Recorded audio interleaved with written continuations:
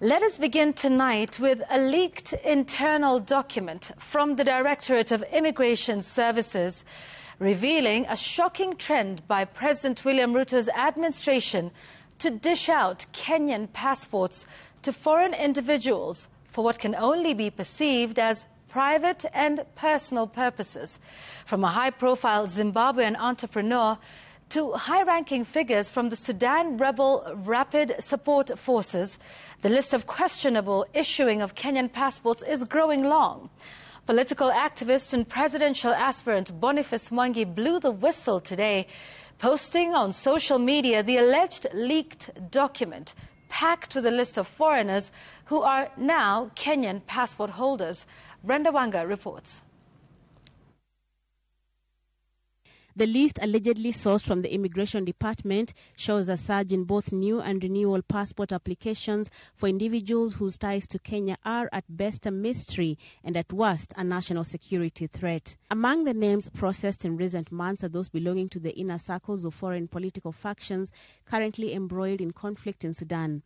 Among those are Omar Bashir Mohamed Manis, a name identical to former high-ranking officials in the Sudanese government. Multiple entries for individuals sharing the surname of powerful Rapid Support Forces paramilitary leader in Sudan, Hamdan Dagalo, also better known as Hemedti, including Mayada Hamdan, Abdarrahman Hamdan, Zahra Hamdan, Zariwa Hamdan, and Musa Hamadan Musa.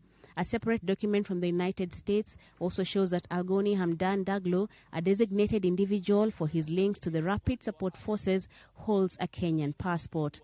Boniface Mwangi, who blew the whistle on this passport scandal, says this is a stain on Kenya's identity. Our passports have been sold to warlords. Hemedti and RSF have been accused of crimes against humanity, murder and rape, and they are wanted, but they are traveling with a Kenyan document.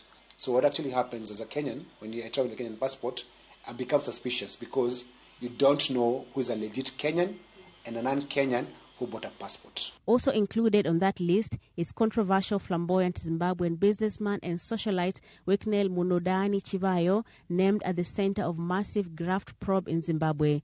He is also a frequent visitor to Kenya, often seen posing for photos with the head of state.